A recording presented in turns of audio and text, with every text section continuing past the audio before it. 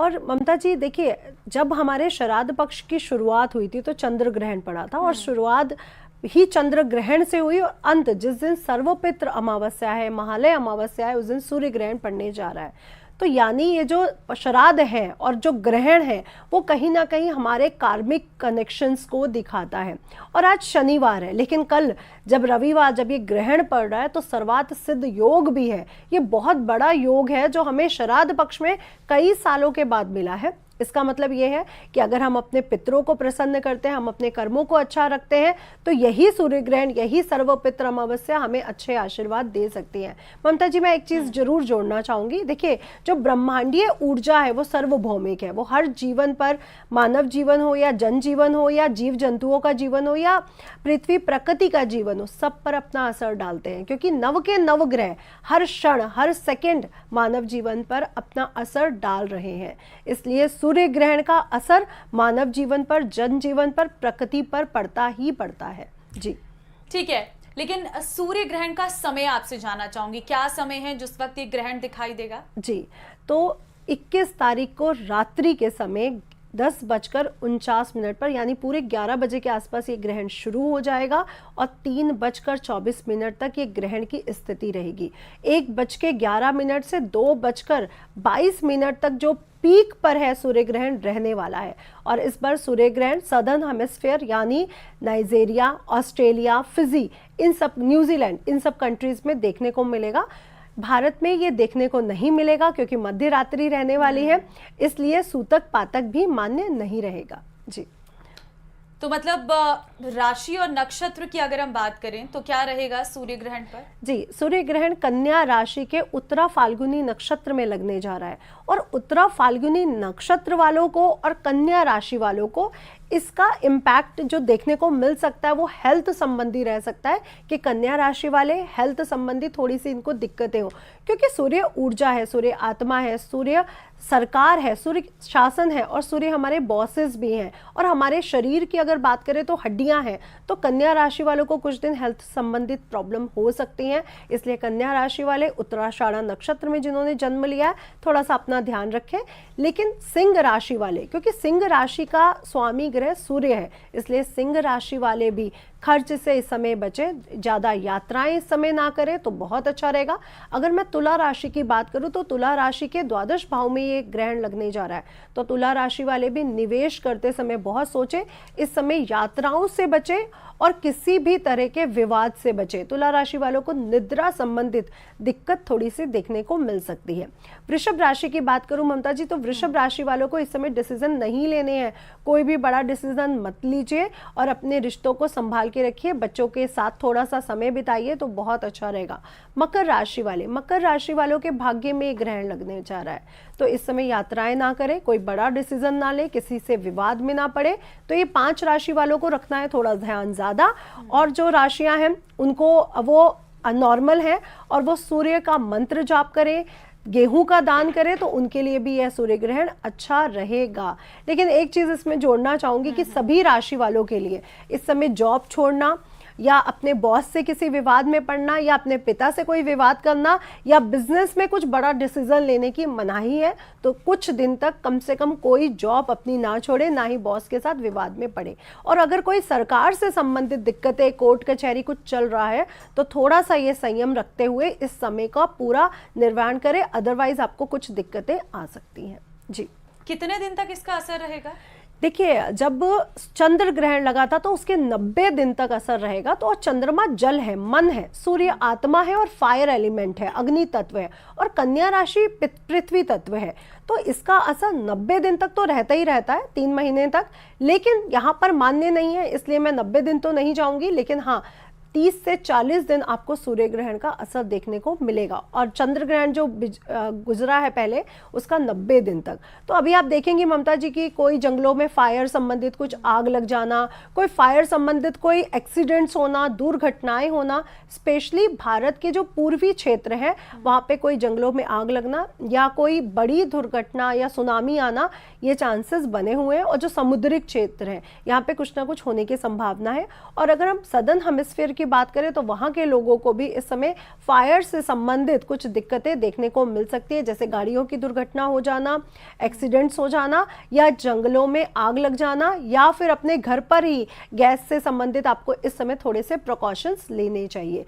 और अगर मैं सरकार की सत्ता की बात करूं तो बड़े बड़े राजनेताओं का बीमार पड़ना या विवाद में आना या फिर अपने पोस्ट को छोड़ना, चाहे वो हेल्थ के कारण हो या वो कोई भी कारण हो, लेकिन ये भी होने के चांसेस बनते हैं, क्योंकि भारत की सरकार हो या पूरे देश, जो देश विदेशों में जो भी सरकारें चल रही हैं उसको गबन सूर्य देवता करते हैं, तो सभी पर इसका इम्पैक्ट देखने को मिलेगा।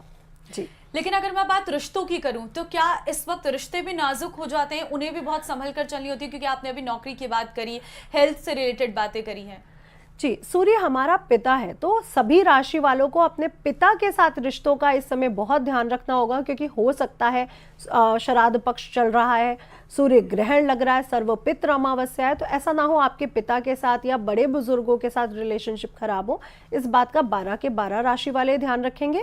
लेकिन कन्या राशि और मीन राशि वाले अपने पार्टनर के साथ भी अपने रिलेशनशिप का बहुत ध्यान रखेंगे, क्योंकि कन्या राशि और मीन राशि के रिश्तों में भी दाम्पत्य जीवन में दरार आती हुई नजर आ रही है। आप इसका ध्यान रखें। और उसके बाद से नवरात्रे शुरू हो रहे हैं ममता जी, तो अगर नवरात्रों में माँ को गुलाब के फूल में शहद रख के भोग लगाया जाए और उसका बाद में प्रसाद के रूप में हस्बैंड वाइफ दोनों अगर ग्रहण करते हैं तो आपके दाम्पत्य जीवन में जो खटास आ सकती है, इस कारण वो आपकी समाप्त हो जाएगी। जी। लेकिन भले ही भारत में ग्रहण दिखाई नहीं देगा, सूतक काल नहीं लगेगा, लेकिन उसके बावजूद भी हम देखते हैं कि धार्मिक जानकार ये कहते हैं कि हमें तब भी सावधानी बरतने की जरूरत है। जी, मैंने बोला ना कि जो ब्रह्मांडीय ऊर्जा है वो सर्वभौमिक है, वो चाहे रात्रि है, चाहे दिन है, या कोई भी समय चल रहा है, वो अपना मानव जीवन पर असर डालती है। देखिए 9 के 9 ग्रह मानव जीवन पर असर डाल रहे होते हैं, चाहे आप गर्भ में हैं चाहे गर्भ के बाहर है, तो वो मानव जीवन पर अपना असर डाल रहे होते हैं। और ये हमें देखने को मिलता ही है कि आपने देखा कि हमने जो कर्म किया उसका फल हमें मिला है। आप अपने पिता से विवाद करके देखिए, आपको जॉब्स में प्रॉब्लम्स आनी शुरू हो जाएंगी। आप अपनी माता के साथ विवाद करके देखिए, आपको दिखेगा कि एंजाइटी, डिप्रेशन, मानसिक उलझनें आपकी बढ़ती जा रही हैं। तो हर ग्रह हर क्षण अपना असर मानव जीवन पर डाल रहा है। नहीं तो ममता जी, कुंडली एक सेकंड में चेंज हो जाती है। अगर नवग्रहों का असर नहीं होता तो कुंडली कैसे चेंज हो जाती? तो नवग्रह अपना असर डाल रहे हैं। भले ही भारत में इसका असर देखने को नहीं मिल रहा है, सूतक पातक नहीं है ग्रहण का, ग्रहण काल के समय रात्रि समय होने के कारण यहाँ पे उसका इम्पैक्ट नहीं है, लेकिन मानव जीवन पर, प्रकृति पर, जनजीवन पर और जीव जंतुओं पर इसका पूरा पूरा असर देखने को मिलता है। जिनकी कुंडली में सूर्य ग्रह कमजोर होंगे, किसी भी तरह से राहु के साथ, शनि के साथ होंगे, तो उनके साथ तो बहुत सी प्रॉब्लम्स आपको देखने को मिलेंगी। क्योंकि जहाँ पे कन्या राशि में सूर्य ग्रहण लग रहा है उससे 180 डिग्री पर मीन राशि में शनि ग्रह विराजमान है, तो ये पितृ दोष को भी दिखाते हैं।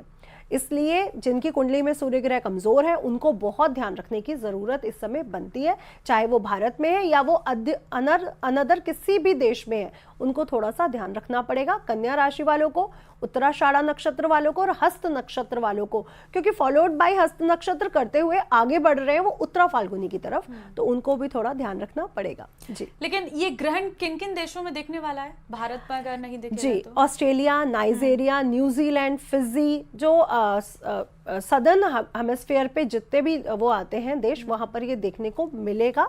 लेकिन नेपाल, पाकिस्तान, श्रीलंका, भारत, यहाँ पर इसका कोई भी इम्पैक्ट नहीं है देखने वाला। लेकिन देखिए ये दार्शनिक चीज़ है, क्योंकि लोग इसको बहुत देखना चाहते हैं, बच्चे बहुत वो रहते हैं कि सूर्य ग्रहण को देखना है। ये दर्शन मात्र तो है ही है, लेकिन इसका इम्पैक्ट विश्व में हर मानव जीवन पर इसका इम्पैक्ट देखने को मिलेगा, क्योंकि ये सूक्ष्म सूर्य ग्रहण है। यानी ये जो सूक्ष्म ग्रहण लगने के कारण ये पूरे विदेश और देशों में हर जगह तो नहीं देखने को मिल रहा है, वो कहीं कहीं देखने को मिल रहा है, लेकिन इम्पैक्ट सब पर डालेगा, हर मानव जीवन पर इसका इम्पैक्ट देखने को मिलेगा। देखिए कहा जाता है कलयुग में जब जितने सूर्य ग्रहण पड़ते हैं उतनी कलयुग की आयु खत्म हो जाती है, उतनी वो कम हो जाती है, ऐसा हमारे शास्त्रों में नियम अनुसार लिखा गया है। तो मैं यही बोलना चाहूंगी कि सूर्य ग्रहण एक महोत्सव की तरह समझिए। गर्भवती स्त्रियां थोड़ा सा अपना ध्यान रखें, इस समय कोई शार्प एलिमेंट यूज ना करें, इस समय थोड़ा हल्का भोजन करें क्योंकि रात्रि समय है। जो लोग सोने जा रहे हैं वो सो जाएंगे और जो लोग जागना चाहते हैं वो जागें, लेकिन हल्का भोजन करें।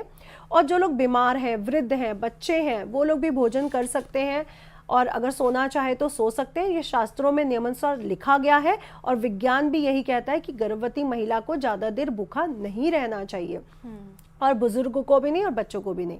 लेकिन जो जवान है, जो सूर्य ग्रहण को मानता है, जो सूर्य ग्रहण का सही से प्रयोग करना चाहता है, वो लोग सूर्य ग्रहण के समय अगर सूर्य देवता का मंत्र जाप करते हैं, आदित्य हृदय स्तोत्र पढ़ते हैं, गायत्री मंत्र मन ही मन पढ़ लेते हैं, क्योंकि इस समय देखिए मूर्तियों का स्पर्श करना मना रहता है। भले यहाँ पे सूतक पातक नहीं है, पट बंद नहीं होंगे, लेकिन फिर भी रात्रि काल में तो हर मंदिर के पट बंद हो जाते हैं, शयन करवाते हैं हम उनको, तो पट बंद कर दीजिए 11 बजे से पहले। और उसके बाद आप कहीं पर भी बैठ के अपने मंत्रों का जाप, गुरु मंत्र, कुल देवी का मंत्र जाप कर सकते हैं। और जो लोगों को सूर्य कुंडली में अच्छा नहीं है, पिता से विवाद रहते हैं, आंखों की बीमारियां हैं, हड्डियों में दर्द रहता है, या शासन प्रशासन सरकार से कोई ना कोई केस या कोई ना कोई दुविधा चल रही है, वो लोग आदित्य हृदय स्तोत्र का जाप करना बिल्कुल भी ना भूलें। आप देखेंगे कि आपको तरक्की, नेम फेम और पिता के साथ और बॉस के साथ आपके संबंध भी मजबूत होंगे। सूर्य ग्रहण 3:23 पे समाप्त हो जाएगा। इसके बाद जो लोग सोना चाहते हैं वो सो सकते हैं, जो लोग अपना शुद्धिकरण करना चाहते हैं, शुद्धिकरण वो कर सकते हैं।